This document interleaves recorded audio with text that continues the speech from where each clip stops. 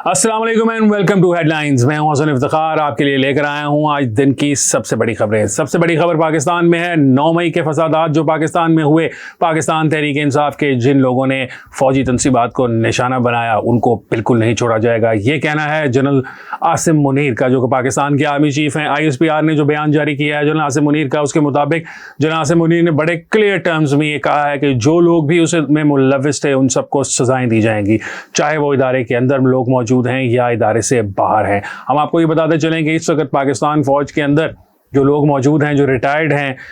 Recently retired हुए लोग हैं या मौजूदा लोग हैं, उनके खिलाफ भी कार्रवाई का आगाज किया जा चुका है। 174 के करीब अफराद ऐसे हैं फौज के अंदर जिनके खिलाफ किसी न किसी सतह पर कोई ना कोई कार्रवाई की जा रही है। बहुत सारे ऐसे होंगे जो डिसिप्लिनरी कमेटीज के सामने पेश होंगे और उनके खिलाफ उस किस्म का एक्शन लिया जाएगा। जो लोग संगीन नौयत के मुल्जिम हैं या जिन्होंने संगीन नौयत के कोई जराइम में मदद फराहम की थी, उनको फौज से निकाला भी जा सकता है, यानी कि उनका कोर्ट मार्शल भी होने वाला है। और इस बात का मजीद सबूत था जो आज आसिम मुनीर साहब की प्रेस रिलीज के मुताबिक, जो ISPR की प्रेस रिलीज के मुताबिक आसिम मुनीर साहब ने बातें की हैं, उनके अंदर भी यही बात जो है वो बड़ी क्लियरली नजर आ रही है। इससे पहले भी जब ISPR ने एक प्रेस रिलीज जारी की थी तो उन्होंने कहा था कि सियासी जमात का लबादा उड़े हुए लोगों ने जो है हरकत की वो आज तक पाकिस्तान के दुश्मन भी नहीं सोच सके। तो मैसेज बड़ा क्लियर है पाकिस्तान फौज की तरफ से, पाकिस्तान तहरीक इंसाफ के लोगों के लिए, कि जो लोग भी इदारे के ऊपर फिजिकल हमले में मुलविस थे, प्लानिंग की थी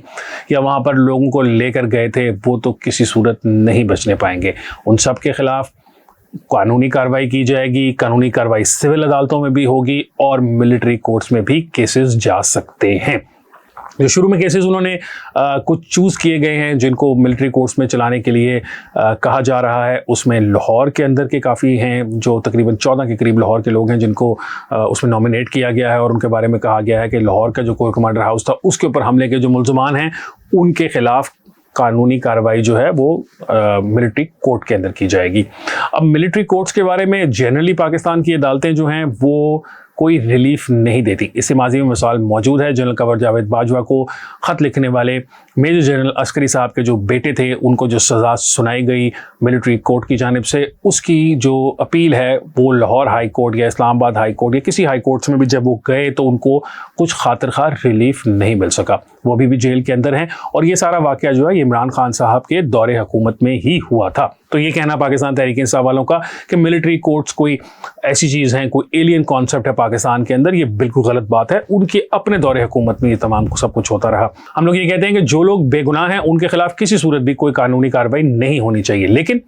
जो लोग इस तमाम में मुलविस थे उनके खिलाफ कार्रवाई होना बहुत ज़रूरी है। ये इससे एक मैसेज जाएगा कि मुस्तकबिल में फ़ौजी तंसीबात को निशाना बनाने की कोई ज़रूरत नहीं है। लोग बहुत सारे जो हैं इस बात को कंफ्यूज कर रहे हैं कि एहतजाज का जो हक़ है वो बिल्कुल है, पाकिस्तान के अंदर नहीं दुनिया भर में एहतजाज का हक़ मौजूद है, लेकिन क्या आप उस एहतजाज की आड़ में फ़ौजी तंसीबात पर हमला करेंगे, फ़ौजी इदारों को निशाना बनाएंगे, ऐसा कहीं पर भी काबिल कबूल नहीं है। मैं आपको मिसाल देता हूं कि बरतानिया या अमेरिका के अंदर, स्पेशली अमेरिका के अंदर जो इन्वायरमेंटलिस्ट होते हैं वो बहुत सारे जो हैं वो मिलिट्री बेसिस के ख़िलाफ़ मुजाहरे करते हैं और इस किस्म की चीज़ें करते हैं। तो जो मुजाहिरीन अगर मिलिट्री बेस के किसी के अंदर घुस जाते हैं या ट्रेस पासिंग करते हैं तो इसलिए कि वो मुजाहरे की उससे सोच से आए थे या मुजाहरे की नीयत से आए थे, उनको अदालतें माफ़ नहीं कर देती बल्कि उनके खिलाफ भी कानूनी कार्रवाइयाँ की जाती हैं। और इसी तरह जो कौमी सलामती के राज हैं उनको अफशा करने के ऊपर भी अमेरिका के अंदर भी सज़ाएँ दी जाती हैं। एडवर्ड स्नोडन एक बहुत बड़ी एग्जांपल है जिसने लीक्स की थी और उसके बाद उसको सज़ा दी गई। इसी तरह पाकिस्तान के अंदर भी इदारे के अंदर से जो लोग अगर मुलविस थे और उन्होंने कोई ऐसी इन्फॉर्मेशन जो उनके पास सीक्रेट इन्फॉर्मेशन थी वो किसी और के साथ या किसी सियासी जमात के साथ शेयर की तो उनके खिलाफ भी कार्रवाई की जाएगी। आज की दूसरी जो खबर है वो है पाकिस्तान मुस्लिम लीग नून के बारे में। पाकिस्तान मुस्लिम लीग नून की जो सेंट्रल लीडरशिप है उसमें बहुत सारे लोग तो इस वक्त वफाकी वज़रा हैं, तो उनका जो अपने लोग हैं, अपने हल्के के लोग हैं, उनसे शायद उस तरह का राब्ता नहीं है। लेकिन जो पंजाब के अंदर उनकी लीडरशिप थी उसके अंदर भी एक बहुत बड़ा गैप नज़र आ रहा है। जो लोकल लेवल की लीडरशिप हमजा शहबाज साहब के चलाया करते थे 2013 के इलेक्शन में, 2018 के इलेक्शन में, टिकट एलोकेशन, पार्टी की तंजीम साजी, ये सारा कुछ जो था हमजा शहबाज शरीफ साहब की जिम्मेदारी था। लेकिन हम देखते हैं कि पिछले कई महीने से और स्पेशली जब उनको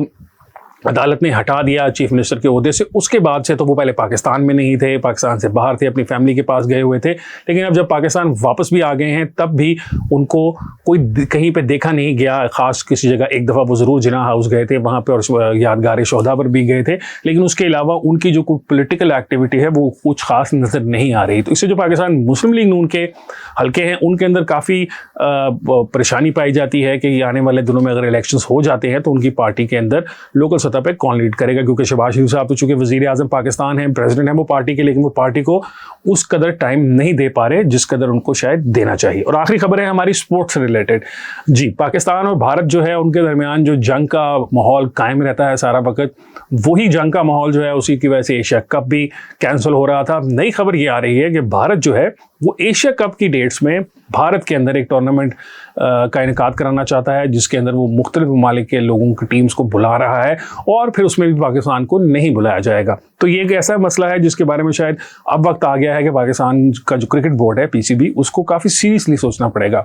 بائیلیٹرل سیریز تو پہلے ہی پاکستان انڈیا کی کئی سالوں سے نہیں ہو رہی، لیکن اگر انٹرنیشنل ایونٹس کے اندر بھی بھارت جو ہے اس طرح کے بہانے بنا کر پاکستان نہیں آئے گا تو پھر ہمیں بھی سوچنا چاہیے کہ ہم جو انٹرنیشنل کرکٹ کی ساری کمیٹی کا حصہ ہیں اس سے ہمیں کیا فائدہ ہے، اور ہمارے جو مفادات ہیں اس کا دفاع کون کر رہا ہے۔ اس کے اندر PCB کے اندر رمیز راجہ صاحب کی موجودگی میں، جو رمیز راجہ صاحب کا PCB تھا اور نجم سیٹھی صاحب کا PCB تھا ہے، اس کے اندر کافی فرق ہے، لیکن سوال یہ پیدا ہوتا ہے کہ دونوں صورتوں میں ہم نے تو یہ دیکھنا ہے کہ پاکستان کی جو عزت و تکریم ہے اس میں اضافہ کیسے ہو رہا ہے۔ تو یہ بات دیکھنے والی ہے، PCB کو اس معاملے کو اٹھانا چاہیے اور ICC کے اندر بھی اٹھانا چاہیے، اور ACB کے لیول پر، ایشین کرکٹ بورڈ کے لیول پر تو ضرور اٹھانا چاہیے۔